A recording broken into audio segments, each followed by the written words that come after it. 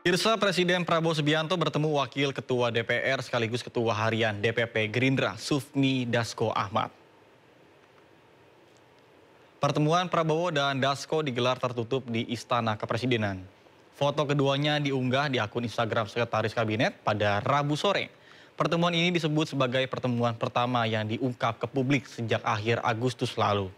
Dalam keterangan foto disebut Prabowo dan Dasko mendiskusikan perkembangan situasi nasional, termasuk melaporkan keputusan yang disepakati DPR untuk merespon tuntutan massa. Sebelumnya DPR mengumumkan sejumlah poin terkait dengan tuntutan massa. Di antaranya adalah menghentikan tunjangan perumahan dan moratorium kunjungan luar negeri anggota DPR.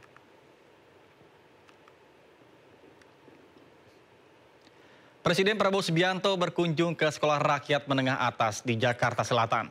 Prabowo berharap kehadiran sekolah ini bisa memberikan kualitas pendidikan terbaik untuk anak-anak yang membutuhkan.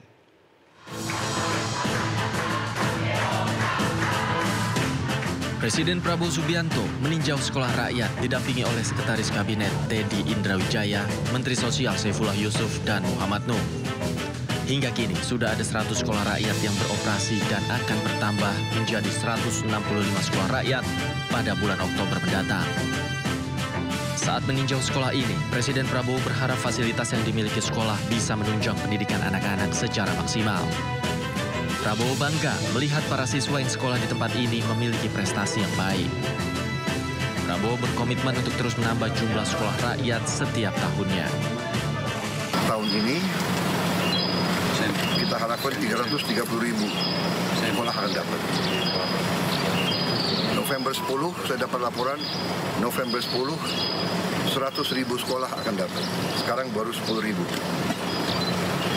100.000 November 10.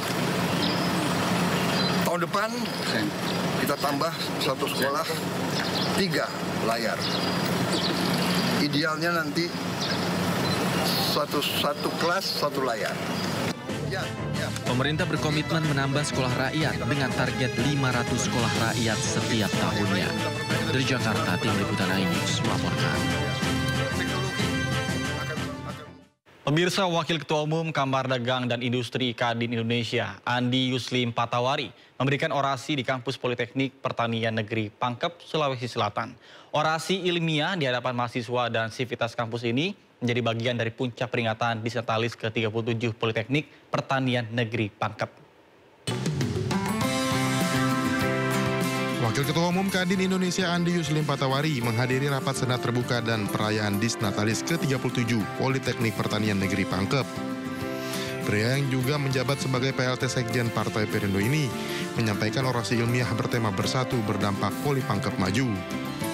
Di usianya yang ke-37, AYP berharap Politeknik Pertanian Negeri Pangkep mampu menciptakan SDM unggul dan melahirkan beragam inovasi di bidang pertanian yang mampu membawa kesejahteraan bagi masyarakat.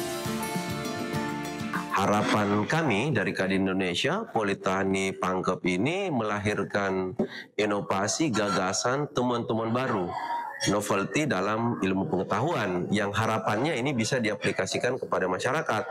Harapan-harapan saya apa yang sudah ditorehkan oleh pimpinan sebelumnya, saya tinggal melanjutkan. Yang baik saya tingkatkan, yang kurang baik tentunya harus saya perbaiki.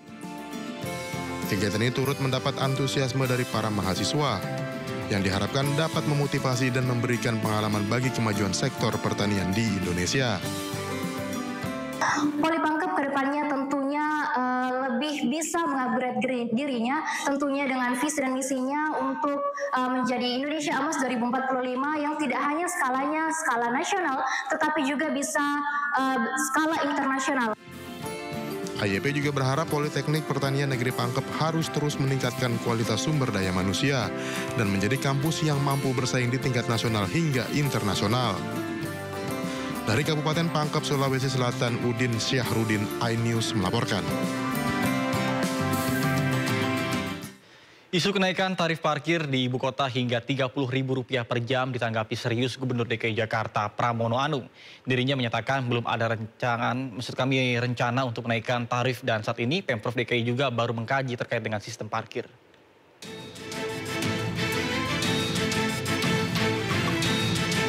Kemacetan lalu lintas ibu kota hingga kini belum bisa diatasi Pemprov DKI Jakarta. Selain adanya perbaikan jalan serta proyek lainnya, salah satu penyebab kemacetan adalah masih tingginya ketergantungan masyarakat pada kendaraan pribadi. Dinas Perhubungan DKI Jakarta pun berencana guna menekan kepadatan lalu lintas dengan menaikkan tarif parkir. Rencana ini dianggap mampu mendorong masyarakat untuk mengurangi ketergantungan pada mobil pribadi dan pada akhirnya akan meningkatkan penggunaan transportasi publik. Bahkan rencana kenaikan tarif ini sudah diposting akun Pandemic Talks yang menuliskan judul besar, kenaikan tarif hingga Rp30.000 per jam hingga viral. Isu kenaikan tarif parkir ini pun ditanggapi Gubernur DKI Jakarta Pramono Anung. Ia memastikan hingga saat ini belum ada rencana kenaikan tarif parkir. Dan kabar yang beredar di media sosial dipastikan tidak benar alias hoaks. Itu tidak benar, bahwa kita sedang mengkaji untuk cashless di dalam parkir, ya, untuk mengatur perparkiran, ya, tetapi belum pernah ada keputusan apapun, dan kalau ada keputusan harus mendapatkan persetujuan. Saat ini Pemprov DKI masih mengkaji kebijakan baru terkait sistem parkir, termasuk penerapan transaksi non-tunai atau cashless. Selain itu juga pembahasan pengaturan manajemen perparkiran secara menyeluruh agar lebih tertib. Dari Jakarta, Tim Liputan iNews melaporkan. Pemerintah akan menarik dana yang tersimpan di Bank Indonesia sebesar Rp200 triliun untuk mendorong perputaran ekonomi yang lebih cepat. Pemerintah menegaskan dana yang disalurkan kepada perbankan tidak boleh digunakan untuk membeli instrumen surat utang negara. Pemerintah akan menarik dana yang selama ini tersimpan di Bank Indonesia sebesar Rp200 triliun dan dialihkan kepada perbankan. Langkah ini ditempuh untuk mendorong perputaran ekonomi yang lebih cepat. Menteri Keuangan Purbaya Yudi Sadewa menegaskan kebijakan pemindahan dana ke perbankan bukan dalam bentuk pinjaman, melainkan tambahan likuiditas agar bisa mendorong penyaluran kredit sehingga bisa menggerakkan perekonomian. Menurut Purbaya, nantinya dana yang disalurkan kepada perbankan tidak boleh digunakan untuk membeli instrumen surat utang negara. Pemerintah ingin peredaran uang benar-benar terjadi di masyarakat dan meningkatkan aktivitas perekonomian. Sistemnya bukan saya ngasih pinjam ke bank dan lain-lain. Ini seperti Anda naruh deposito di bank. Kira-kira gitu kasarnya. Nanti penyalurnya terserah bank. Tapi kalau saya pakai ya saya ambil. Tapi nanti diupayakan nanti penyalurannya ke